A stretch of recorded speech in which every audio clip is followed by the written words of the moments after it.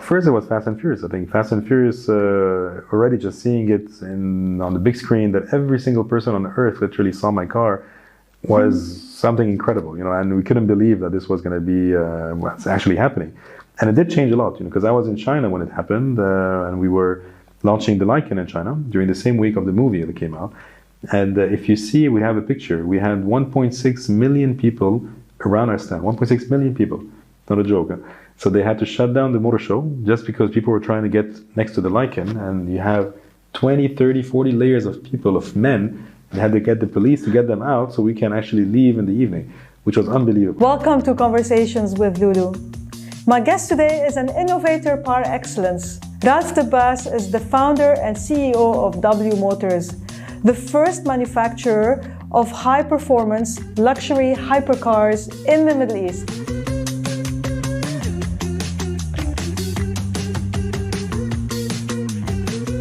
Ralph, welcome to the show. Thank you, Loulou. Good to be here. So tell us, how did you get inspired to start W Motors? It goes way back. As an entrepreneur, I'm sure you know, you're born with something, a passion that's born in you. So ever since I was a kid, I used to always play with cars. I knew that I want to do something with cars. The passion was there. I didn't know what exactly it was. And then bit by bit, the more I started, dreaming about the future, about future cars, about designing something in the future, I discovered that there is something called automotive design, which is a major that we're not familiar with in the Middle East. It was in England, so I applied for that, and I went for it. I just went for it. I come from a family of entrepreneurs as well. So my father, my grandfather, my uncles, all of us are entrepreneurs. They're all self-made. They created their own dreams, whether they succeeded or not, but they made it their own thing. And I was brought up in this environment, just go for it, try it out, dream big, and you'll see, you're still young, you can always try again. And this was my push. So I went for it, and I became a car designer. I became one of the first Arabs to graduate with the car design masters. And I started W Motors when I was there, because I had some time to reflect on what I want to do. Is it designing a car? Is it being a designer in a big brand, a big company, like all kids, want to be? Or is it just something even bigger and bigger than that? And I realized that the challenge isn't enough if it's just designing a car and waiting 10 years to maybe see a door handle that I designed on a car. But if I take things in my own hands, maybe I could make something different, which is bring the industry to the region. And this became my challenge. This became my goal, is build the industry from scratch, from the ground up, bring it to the Middle East and fight for it. And I put a 20-year timeline for that. So it's going to happen one day. And we did it in 15 years. So it was a big challenge, building a brand, building the whole thing. So exciting, such an amazing adventure. And that's how it started. So one thing after the other, and started coming together. Okay, so the fact that you come from an entrepreneurial family, you think helped you? Absolutely. In taking that risk? Because you could have worked anywhere, right? Yes and no. I could have worked anywhere if I had good grades, but I was really bad at school. So I couldn't get to good universities. In the region we're brought up as you have to be an architect or a doctor or a lawyer or study business. I couldn't get to any of these schools, because I was just an average student at school, because I was a dreamer. I was always a dreamer. So I started the graphic design, and then I said, let me see, either working in a graphic design company or maybe doing my business one day. And I just went for the second, which was the push, and this is what brought me here sitting in front of you today. So you started with the car first, right? Yeah. Your first project was a car. Maybe can you tell us a little bit about it, and how did that vision sort of evolve over time? It started with making... With an amazing car. It's a great car, the Lykan Hypersport, which was the first Arab car. So this is the label. It came out, so we started building it in 2008, started designing it in Lebanon. I had a small office in Lebanon. I had two guys with me. This was our company, back then. And we started designing a car and working to try to get some funds, left and right. When I say funds, just a few $100s from here and there just to pay for engineering software and stuff. And bit by bit started, getting attention from people around me. And when was that? 2008, 2009. Okay. So this is when I started the business. And then 2010 was my first trip to Magna Steyr. Magna is the largest engineering company in the world. They produce over 50% of the cars you see on the road today. Oh. And I just sent an email out saying, I want to build this car, can you help me out?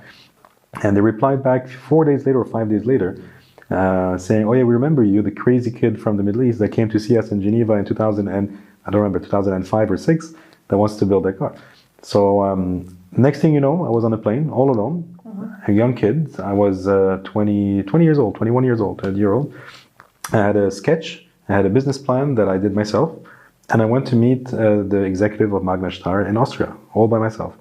And after 2 days of meeting, I convinced them to be part of this dream and to help me build the first Arabian car. And that's how the adventure started. So I started going from Austria to Italy to Germany, try to meet the suppliers, see how I want to do it. Back then, I had no money still to make it, but I was sharing the dream. Everybody was part of it. Okay, but for those of you who haven't seen the Lykan for any reason, this is a supercar. It's a hypercar. A hypercar. Yeah, Please, can you explain the difference? Even beyond, yes. A supercar is we have sports cars, which, let's say, an example, sports car is a Porsche Carrera, or let's say, I don't know, like something in that category. Okay. A supercar is something a bit more than that. It's like, let's say, a Ferrari F12 or something that's a bit more exclusive and a bit faster and powerful and designed that's crazy. And the price range. No, Bugatti is a hypercar. Hypercar. Okay. So hypercar is defined by performance, power, uniqueness, and price and design altogether. There is no definition, like say, actually what a hypercar is, but it has to be unique and different. So the Lykan was built only 7 cars in the world. Yes, and the price point. It was the most expensive car in the world back then when it came out in 2012. So $3.4 million. And only 7 cars were made. So the whole aspect of it became a hypercar from day one. Okay, but why that car? Like, why build a hypercar? I wanted to start with a bang. We had to bring attention to us in the Middle East. Because you cannot make another random car, another average car. Nobody's going to look at you. Nobody's going to hear about it and talk about it.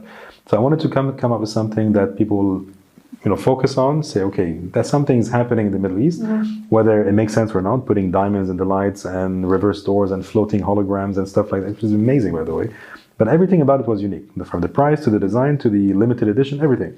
And this got the attention from people working. And then having the multinationals support such a project, such as Magna and Roof and all the big groups, this gave the credibility to the project. That we're not just amateurs in the Middle East trying to build a car. No, we built it in the real process. It was 5 years of development, engineering, crash test certification, biggest multinationals, and here it is, the $3.5 million car that came from the Middle East.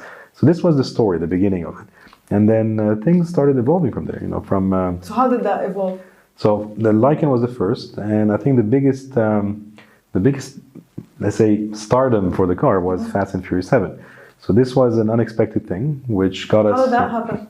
They actually reached out to us. People think it was a product placement, but trust me, a small company like ours back then, we cannot afford to be in a movie like that. They actually paid us. It was the most incredible deal that people don't even believe till today. We were under NDA for 5 years. We couldn't talk about it, but so they paid us big amount of money to be featured in the movie. They had to rewrite the whole script around the Lykan, which is unbelievable. They bought 10 cars from us, and one of them I still have in our showroom, which you can come and see it. It's really beautiful. One of their actual stunt cars. And we have a lifetime royalty deal with them. So we keep on working with them, in merchandise and toys and stuff like that. So it's really something unheard of in the industry before. But this got us the attention of the global market. So people saw it in the US, in China, in Asia, in Europe. And this became the brand, this supercar, Hollywood celebrity car. And it got us the access to all the international shows. But you only have 7 of it, right? 7 were made back then, from 2012 till 15. You don't plan to make more? No, the Lykan only 7. This was limited to 7. It was designed 7 in Arabic, which is the V. Okay. You can see it on the car. Each one is numbered 1 to 7. Number 0 is also, we have number 0 here in our showroom, which is beautiful, besides the Fast and Furious. But after that, we launched the Veneer, which was the more affordable car. So we went down. While other companies were actually launching entry-level cars and going higher and higher, we did it the other way around. Affordable, it's still... Okay, it's still $1.6 million, but it's produced to 100 cars. It's more performance-oriented, less, let's say, collector, no more diamonds and stuff. So it's really something you can drive and enjoy and take it to a racetrack every day. It's an amazing, amazing car. And this got the attention of a different niche of people. So the race drivers, the collectors that want to drive, something that we weren't familiar with. And we started getting into that world, going to races and going to Goodwood and Fuel Fest and all the big international events. So this was a different aspect of W, moving from luxury to performance and sports, which is great. This is a supercar, by the way, not a hypercar. So if you want to put it in that category. And then we said, you know what? There is a niche for us to start to grow even faster. And that's where we realized that our business was mainly focused on the key collectors around the world, which were able to pay $1.5 million to $3 million on a car. But a company cannot grow like that. You cannot make money or sustain a business and have growth in a business if you don't generate revenues from elsewhere. You cannot wait a year to get a car produced, and it takes a lot of time to make a car. And that's where we started becoming the only, and I believe till today, automotive consultancy coming from the Middle East. So we're offering our services to OEMs, third-party businesses, governments, private clients that want to design and build something. And this we saw a big niche in Asia. So we started going into China and getting big clients from there. And we ended up signing some of the biggest deals in consultancy to produce mass production electric cars in China until now. And these are deals that generated the growth that the company needed. So we grew the team, we grew our services, and generated revenues that got us to where we are here. So this was the beginning of the shift, let's say, that we saw we don't have to focus only on W. W is the brand, but our services is what we need to focus on. And then many more things, which I'll tell you about as well now, if you want. Yeah, I saw that you have a huge project with the Dubai police as well. Yeah. This started as a joke, to be honest. Okay. It's not as a joke, but over a coffee, Did with... they reach out as well? And they said, yeah, this was... Can you build us a super police car? This came initially from a company called the Safe City Group in Abu Dhabi. So Safe City is a provider for the government for services, security equipment, cameras, softwares, anything, command centers, everything. Okay. And they came to W in 2016, so it was a while back. And we were joking around, what if we build together, a crazy looking car that has everything inside? So it's a command center, but in a car. And then a joke became a reality. So a few months later, we had a contract with them, with the big guys in Abu Dhabi to push this project forward. And we built the first prototype, which was a fully functioning car that had anything you can imagine. Crime prediction software, the driver behavior, plate recognition, facial recognition, commands, everything inside the car. Drones that fly off from the roof. And the Dubai police saw the car. And it was during the week of GITEX. So you didn't have a client for it? No, our client was the Ministry of Interior in Abu Dhabi, was Safe City and was going to Abu Dhabi. Okay. This was the initial client, let's say, or the target initially from Safe City.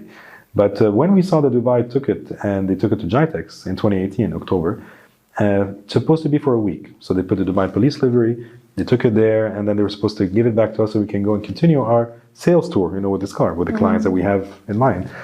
But they didn't expect that the first day of a Dubai event, you have His Highness Sheikh Mohammed that will come in. So Sheikh Mohammed comes in and he sees this big beast. It was called the Beast back then. And he sees the beast parked at the entrance of GITEX, and he sits in the car for 10 minutes wondering what it is. The next day, Sheikh Hamdan, the Crown Prince, comes in and he loves the car and he says, you know what, we need to name the car Ghayat. So he named the car Ghayat. What does Ghayat mean? Ghayat is the name of his falcon, which is the savior.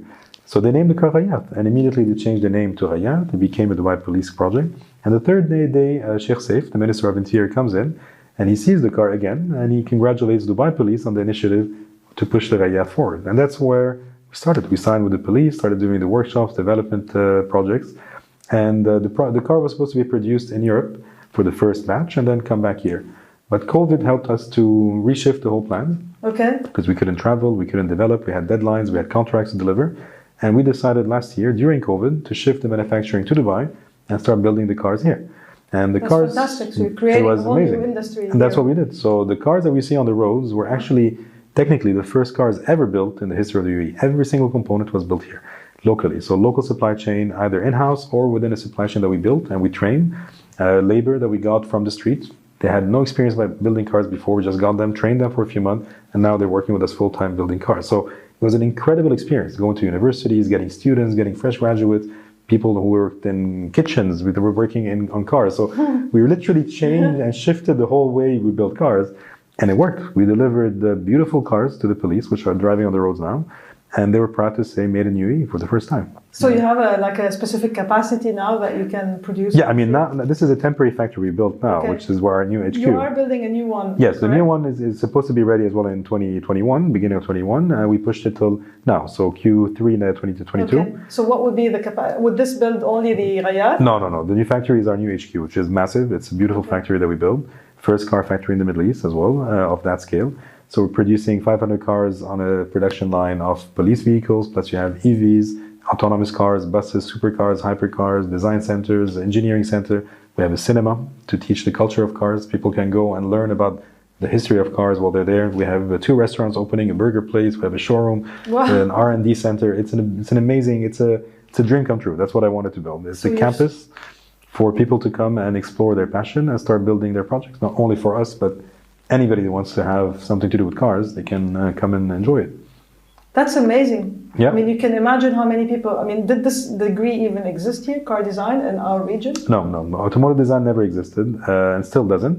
So we partner now with universities that we know. So like Sharjah University, American University of Sharjah, RIT University, and many others that we're very close to. And we're trying to put in a program in place to start training the students under the program they want to create, and then build the academy within the W campus to become an officially accredited academy in the next few years, and start graduating students with the top, designers to come and teach them, and start coming out with automotive designers from the Middle East for the first time.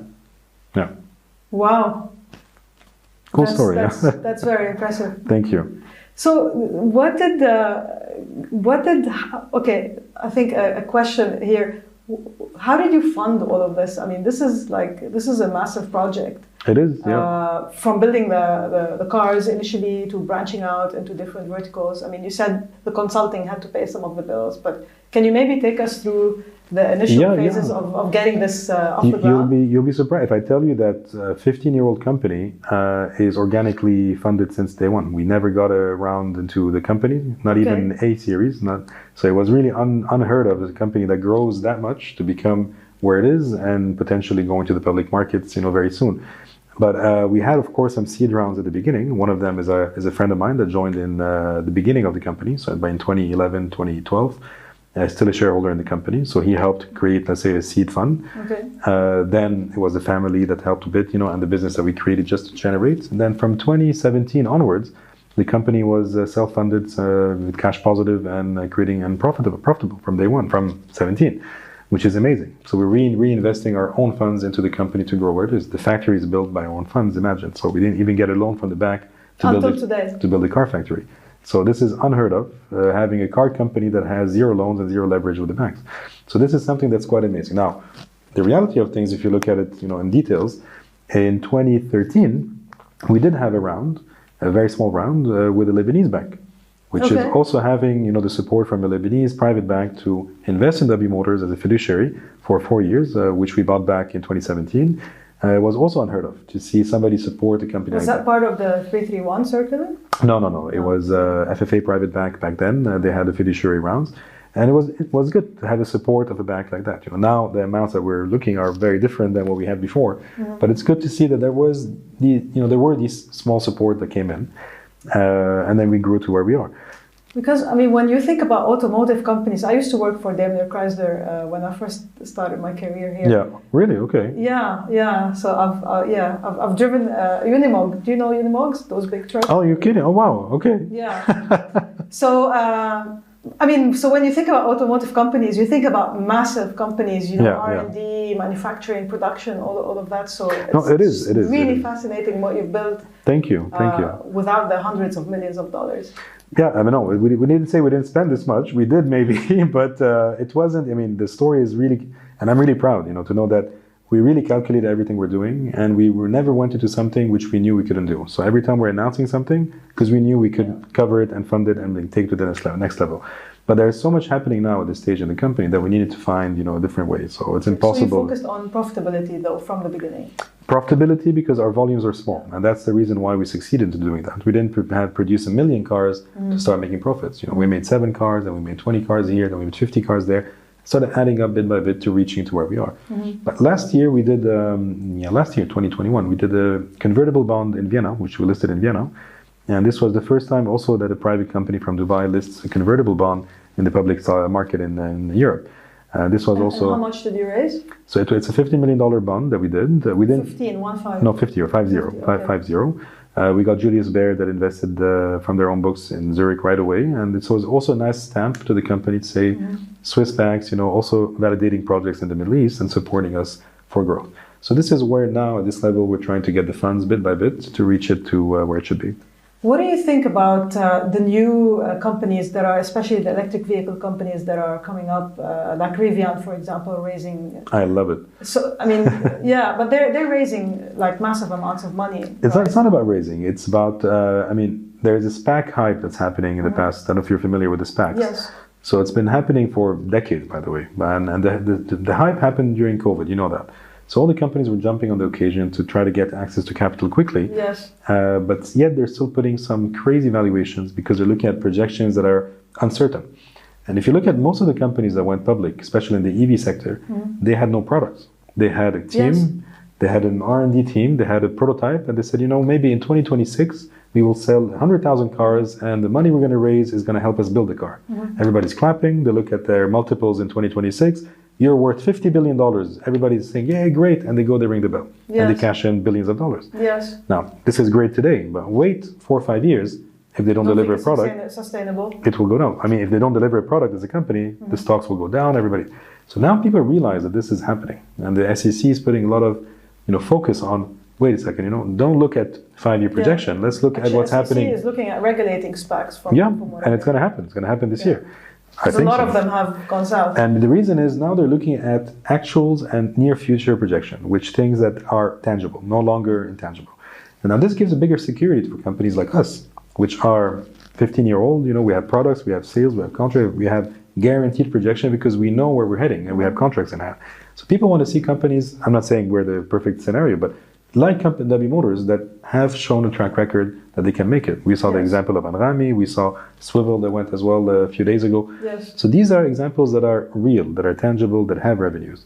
And we need to see more of that. And this gives you a more realistic valuation. So to go back to your question on the EVs, valuations are ridiculous. They don't make sense whatsoever. But that's an opportunity for you, wouldn't you say yes so? Yes and no. An opportunity because you think that higher valuation is better. It's not the case. It's not that. You have a product, as you said, it's a 15-year-old yeah, for that case, yes. For that it is. It is. And it is a good chance, for us also to follow what's happening now in the region, to start taking these companies internationally. And maybe it's going to happen. Because would the vision be, producing more cars? Because you said... Yes. Not mass cars. We're not going to reach mass production. Our business line is going to reach 1,000 vehicles a year in the next few years. Okay. And then duplicate the same model globally. So we'll have the same facility we have here in the US, in Asia, in Europe, and start catering for the needs of the either government or private, but with localizing production in different territories. And this will get you a higher volume, but still be a smaller company that you can control. And the focus would be on luxury performance cars and hypercars? Not necessarily. I mean, we have the performance and luxury, which is going EV, by the way, so it's going to be full electric in the next year. Then you have the government and security and police and unmanned vehicles, which is a big chunk of our business currently and moving forward. Then you have the consultancy side, which is designing and producing engineering for other parties. And you have the technology side, which is NFTs and metaverse and experience-backed, experiences in the back end. So these are many things that we're working on in parallel. We'll talk about that a little bit as well. So before we get there, out of curiosity, when we always, when we talk to entrepreneurs today, successful entrepreneurs, we look at where they are and not necessarily, we don't know how they got there. So how did your to-do list look like initially in the early days? Do you remember? Like what were you working on? What was your focus back then? Back then it was, I never thought, that we're going to be producing police cars that are driving on the road or developing technologies for the governments. And how do you prioritize them? Now everything's priority, to be honest. Now everything is the same importance as anything else. But back then, when I started, it was only, I want to make the best supercar in the world. We're all boys when I make something fast and that looks cool and expensive. But it was never about something else. And bit by bit started saying, okay, where's the best, product that we can generate more revenues from, or what is going to get us more exposure, or give us access to different territories. And this is where we focus on now, creating a product that's affordable. The Rayat that we created is the first nearly $100,000 car, which is amazing to have a product like this so affordable and they have so much tech. And this is getting the attention of the international market, saying in the US, say, okay, we pay that much for our police cars and we have a camera inside.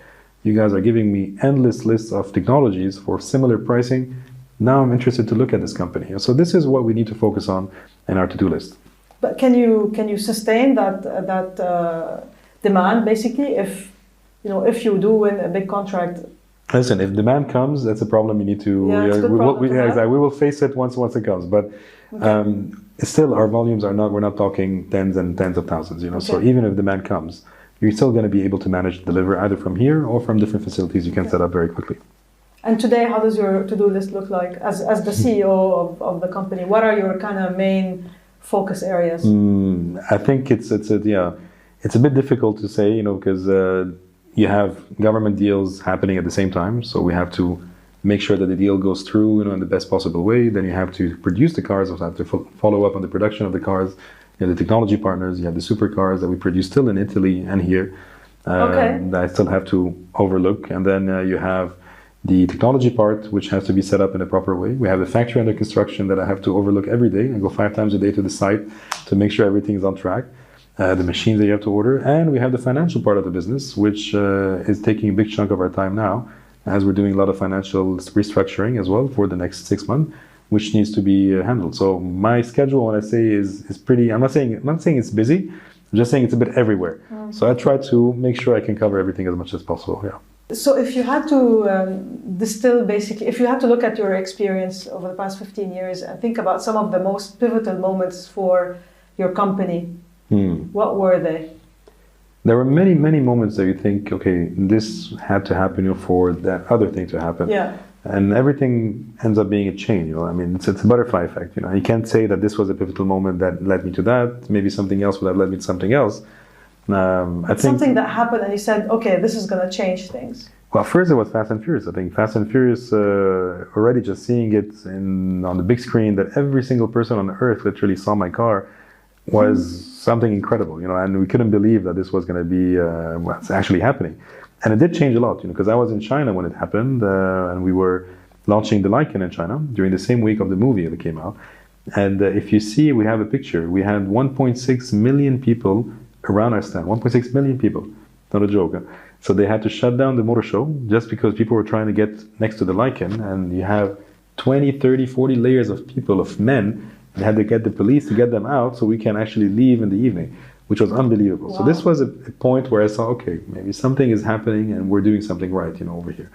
This was the first, if you want. Then everything else, really, it's what we're doing as an adventure is incredible, because we have fun. We work really, really hard. But at the end of the day, when we see our cars, it's not a trade show. We take our cars to a racetrack and we race with the biggest celebrities racing over there, and people are admiring your product, and they're sort of touching it, they're feeling it, they're driving it. This is the biggest, validation that you're doing something right. So just to be able to access these kind of events shows you that you're on the right track for it. So many things happen. I can't put my finger on only one. Yeah. So you've built, W Motors is a, would you call it a luxury brand? No, it's today, define when. Okay. So if you're on W Motors in 2012, let's say, was a high performance luxury manufacturer, luxury car manufacturer. W Motors today is a technology mobility provider. So we're providing mobility solutions, and regardless whether they are on 4 wheels, 2 wheels, flying, landing, doing whatever you want, that's what we're doing. Okay. Are there any learnings from building a brand? Because you've built a global brand. Yeah, right? yeah. It's so. Are there certain things that you had to how do you say, protect? With everything you can. Were you protective over your brand? Were there certain things? It's very difficult because and it's a good point you mentioned, Amy. Because not only are we coming from the Middle East, which internationally, people always have this misconception, that we're the Middle Eastern company that's trying to enter the American market, the European market, and especially in the car industry. We have to fight, to prove that our product's there, but we had to also build our brand at the same time. So it was really a challenge from everywhere. Now, the branding part of it was, my wife was in charge of that, and she still is. She works with us. She's a managing partner in the company as well. Okay. So she was in charge of anything related to PR, and she was very protective into creating the brand into where it should be today. So I'm really thankful for that. Because it is a luxury. It did start as a luxury brand. It did, and this was the cachet. Yeah, this was the image we wanted to bring to try to compete on the international scale. And she did a great job, her and the team to do it. But at the same time, the brand, there's a key element to it, because people tend to do a startup, start their business, and they forget about the branding part of it. They're so focused on what they do is that, okay, 5 years later, we created this thing. By the time they go out, nobody knows who they are. And we did the other way, the opposite. I started building the brand from day one, even before the car was created. There was a show called, and you can still see it actually, it's called The Making of a Supercar. So we got a German TV to follow me all around the world. Don't ask me why. It's not because I like to be filmed, but I figured that one day we're going to look back and look at the archives. But I didn't know that these documentaries were actually bought by big channels and networks to build the first Arabian supercar, episode 1, 2, 3, and 4, so 30-minute videos. And this started off how we got to creating the Lykan. So it was even before that. Okay. And this got the attention of Universal. And this got me to Fast and Furious, and this got me to everything else, because they saw what's behind the scene. And this created the brand awareness even before the brand was created. And I think this is very important for anybody doing their companies to start working on the brand, get the hype, get the people to understand it, what's the message, what's the meaning, what its values are, what the values are, and then the product will follow and people understand it even more and more and more. And this is what we did. So I think this was very important, yeah. So now you're taking the cars, the physical assets into the virtual. Yeah, so you're going into the metaverse. You told me that when we spoke last time. So yeah. What are you doing? That's amazing. So we announced it last year. Everybody in the room thought I was completely crazy, which I always get this reaction, but it's normal. But this time they took it one step further. Like, this guy is gone. So today, what we're seeing with the NFT world is that most of the people now people are getting more educated on that, which is great. But before that, the NFTs were just these gimmicks that people are just spending money and tokenizing them and getting, I don't know. And nobody understood what's the point. Spending CryptoPunks and apes and yeah, people spend $60 million on I don't know what, on a Beeple thing, and so it doesn't make sense anymore. And we saw an opportunity for us to actually enter that world, but offer something that had a meaning, or an experience that had a meaning. So you're not buying only the NFT, you're buying the experience when you're doing that. Okay. And as an automotive brand, we want to leverage on the recognition and the global presence of W to try to bring in the followers we have and try to tap into this $2 or $3 trillion that's sitting in the crypto world.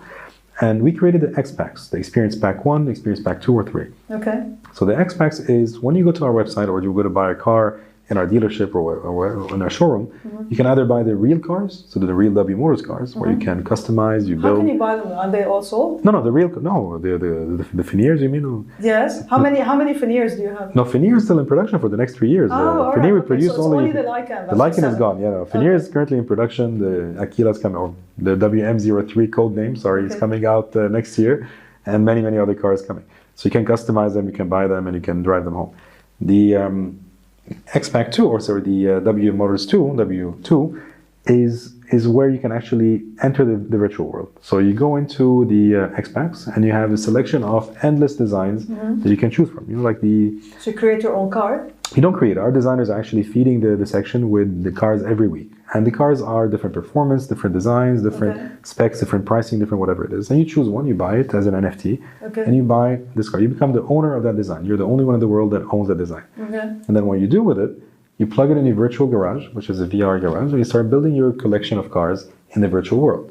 But instead of just having it there and looking at it and smiling and clapping that you have it, what we're doing now is open source video games where you can actually take it and plug it in a video game and go race with it with your friends, show off to your friends, oh, this is the car that I own. Oh, that's It's amazing. not a car that's already in the game that everybody can drive. So partnering with existing game Existing developers? game, exactly. And you can actually enter the game with your car, race with it. The more races you win, the more tokens you get, the more value it's going to get. And you can trade it later on as a car that's getting a higher value as a classic car or something like that. The second pack is X-Pack 2, which is one step further. It's the same concept. You buy the NFT, you put it in your virtual garage, you race it with, but we deliver to your home a real-life simulator of the car. So you get delivered to your home a simulator that gives you the real experience of driving the car with the G-force, with the wind, with everything, the real cabin interior. So you're actually driving the car indirectly, but you're sitting in your living room. And it gives you one step further to reality. And the last pack is X-Pack 3, is us as a company, once a year, we will actually choose one design and we will build it in real life, a real car. And this car will travel with us around the world to all the tours that we do. So by buying the NFT, you have the design, you have the simulator, and you get access to 8 tracks a year around the world. Where you say, you know what, I want to drive it, I want to feel the real car. You just go on a plane, meet us in Fuji in Japan, drive the car as much as you want, and then come back to your home, and you get the full immersive experience from virtual to physical in one experience. So this is something that we're trying to build, and we're doing it at the moment. And it's going to grow into many different things in the metaverse, gatherings, motor shows, e-marketplace, etc. You know, you're talking, and you remind me of the saying, like sometimes with entrepreneurs, when you go and pitch an idea, and they say, well, you know, X company can do it super quick, and Y company can replicate very quickly. But then, you know, if I hear you're doing so much, like why isn't Daimler doing this? You know, why isn't Porsche doing this? It's amazing. They're all going to eventually do it, but you know why that. aren't they? you know, but you are. And, Yeah, we are trying to, fascinating. and we always want to try to be Why did you decide to get into that? Like, how did you see that as an opportunity? Listen, I saw that there's a big community of followers that we have at W. They're always following our video games because we're in all the video games around the world. So all our cars are everywhere. And my son is always playing with the Lykan and he sees a lot of things. So when I saw that there's a big following for the brand on the virtual world, we realized, what if we give them something beyond just driving a car that anybody can drive? And the idea started like that. And when I saw the hype of the NFTs and the hype on the blockchain, and it became a tangible idea in our mind, I said, you know what, let's push for it. And we always want to be the pioneers in the region or pioneers around the world when it comes to creative ideas. Whether others will do it, you know, we welcome them with open arms, and maybe they can do it better than us later on. But we want to start somewhere and try to get, you know, try to take it all the way through. How big is your team? So we're nearly 100 people here in Dubai, and we're going to grow to around 250 by next year with the new factory. We're a very small company, yeah. With everything that you're doing. Yeah, and people don't believe it when they see what we have, what we create, let's say, and achieve, and how our company is growing with such a team is incredible, really. So our team is really, they know how to do everything. Trust me, this is the best part of our team. So how, if I had to ask you, like, what are the one or two things that you think make your company very successful? Well, one, the passion that everybody has. That's a key thing. And this is a new thing that we also made sure a few years ago. During COVID, you know, you saw all the companies had challenges, including us and everybody else. So we had to shut down locations. We had many offices in Dubai. We had to take, you know, our precautions to grow the business to where it is. And we realized that many of our employees didn't care. They didn't care if the business went bankrupt or grew or we did well or we went out of this COVID situation or not. They just wanted to have their salary at the end of the day, you know, and if you're one day, you know, late, then all hell, you know, is, we cannot say that on the, or, you know, all the problems will... Say whatever you like. Okay. This is a podcast. All right, cool. So we realized that, you know, maybe we should revisit, you know, who's working for the company, and we should revisit, you know, the spirit of the company and the passion behind it. Because if these people have been with you for years, just make such a fuss, you know, because you're telling them, I'm not going to pay you today, I will pay you tomorrow. There's something wrong in what's behind it. So we made sure that everybody working today at W is really working with passion behind it. And the biggest validation was what I saw when we built the police cars. Because we built the police cars in 90 days. We built 10 cars for the police, 100%, first time ever built here in the region. We set up the factory, we got the machines, we trained the people, we got the people, we got the supply chain. 90 days the cars were on the road. On a chassis of another car? Or? Yes. These sit on the Nissan chassis. Oh, okay. And but still, we're building 650 parts, designed, engineered, and built all together, exterior and interior, which is unbelievable. And when I saw how it was built, and I saw how excited they were to build it, my team was working 3 shifts, 24 hours a day. We didn't shut for 3 months, 24 hours a day. We had the head of engineering, the engineers, the new graduates, the interns sleeping at the office week after week just to make sure that they can finish what they're doing. And we weren't telling them, we told them, you know, 7, 8 p.m., go back home. They were there night after night. And then we realized that they're not doing it for me, they're not, or for the salary. They're doing it really because they want to do it. And we did it.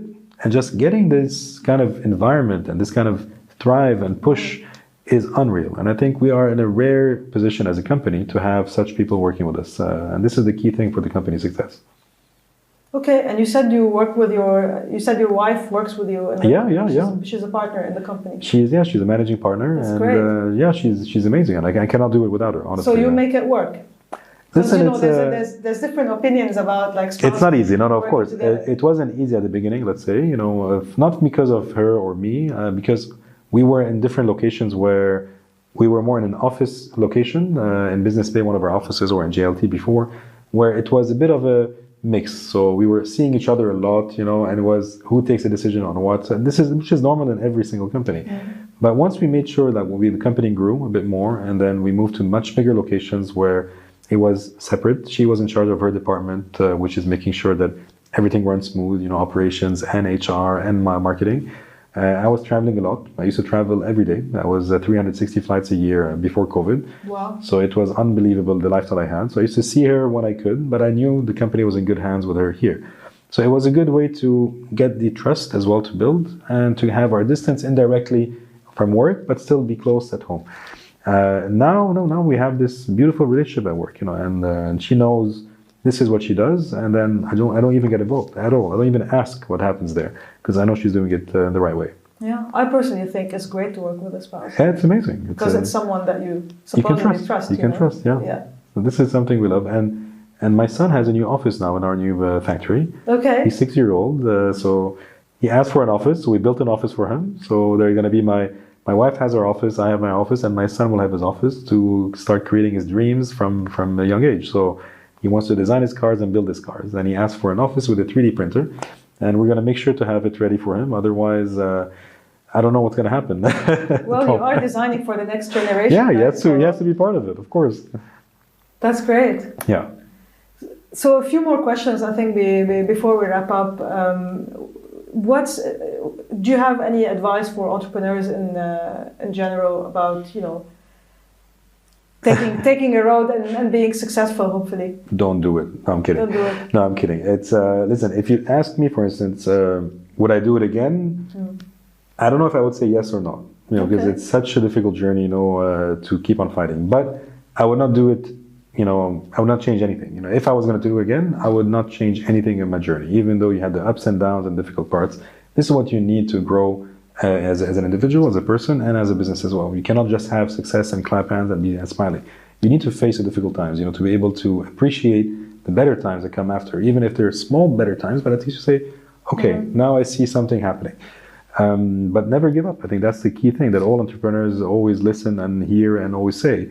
But really never give up, you know, because you never know where life's going to take you. Look at me, I was building a $3 million car, now I'm building police cars, and I'm building autonomous cars and EVs and drones, and nobody knows where the business is going to take you and where the demand is going to take you. Just be flexible and be willing to not let go of your dream, but grow your dream. It's not only this is what I want to do, but maybe you can do much more. That's the most important thing. Would you characterize that as lack of focus? Because some people might say, you know, you need to be focusing on one thing. I'm not saying you want to do. I'm doing a car today, and I'm selling cutlery tomorrow morning, and it's two different things. No, but related in the same business, but try to expand your ways, because many people tend to be very stubborn, especially entrepreneurs, you know, say, I want to do this, you know, and I keep on trying, you know, all my life until I make it happen. But maybe I'm missing the point. I have to do this and that and that and that so I can get to that main dream that I have. So my dream was to build an industry. I started with a supercar, but I shifted all the way until I have my factory and my campus built now. So you have to try many avenues to reach the end goal. Yeah, I heard it today on a podcast. They said in entrepreneurship, the lows are very low and the highs are very high. Yeah, true. Yeah, I thought so too. I thought it's you know, as well. Yeah. And it's amazing how wherever you are, you know, no matter where or geographically you're positioned or located, you know, entrepreneurs are entrepreneurs. We all face the same things and always say the same challenges. Yeah. But in the end, you know, eventually, if you believe in your dreams and you're doing it right, it's going to be a success. On the investing in yourself point, because I believe that entrepreneurs are always learning. Yeah. Right. Is there something that you've consciously made in, you know, to invest in yourself, quote unquote, to get you where you are today? Well, I was always pushed to join mentorship programs, whether it was Endeavor, whatever it is, all these things. So I joined YPO a few years ago, the Young President Organization, which I was always, you know, I don't have time for these meetings, or I don't have time for that. But it changed my life, let's say, on a business level and on a personal level. Because actually you get to learn discipline. You get to learn to be punctual. You get to learn to have, you know, the discretion. So these are basic things that you think you know already, but you learn it in a different way. And this creates a better person for you as a person, as Ralph, and as a business owner as well. So these are things that I'm doing now religiously. So really following up. We have the forums. We have all these things that we do. And it helps a lot for anybody who's creating his business, who's running his own business, to be part of these programs, to start, you know, growing as an individual. Okay, so you advised for entrepreneurs to join some sort of... Yeah, some sort, whether it is YPO or anything else. Yeah. It helps to get, it really helps you as a person. Do you consider yourself successful? I would not say I would consider myself, maybe people consider me successful, I don't know, but... How do you feel about it? But listen, of course, I would not say successful. I'm proud. There's a difference between proud and successful. You know, for me, success doesn't mean anything. Well, yeah. But pride is what I'm most. I'm very proud. You know, whether people understand what I do or whether the company is doing well or not. You know, but at least the fact that what we created and achieved from nothing, literally from nothing, is incredible. And I know it, and I really appreciate everything that we've done. And hopefully we have a lot of things happening soon, which is going to be really exciting. Yeah. Well, it's so great to have you. Thank you. Thank you so much for taking the time. I love to hear your story, and all the best for the future. Thank you for having me. And hopefully next time when I come here, or maybe next time we can do the podcast in our new factory. This will be cool. You see cars being produced while we're talking about the cars. That would be done. Done. Thanks, Loulou. Thank you. Thank you so much for tuning in to this episode of Conversations with Loulou. If you'd like to know more about W Motors, you can visit their website, wmotors.ae. You can also visit the show's website, conversationswithloulou.com, or you can reach out to me on all social media platforms at the handle Loulou Khazin. Don't forget to subscribe on YouTube or wherever you get your podcast to get the latest episodes. If you're enjoying the show, we'd love to hear from you, and please do give us a review. See you soon.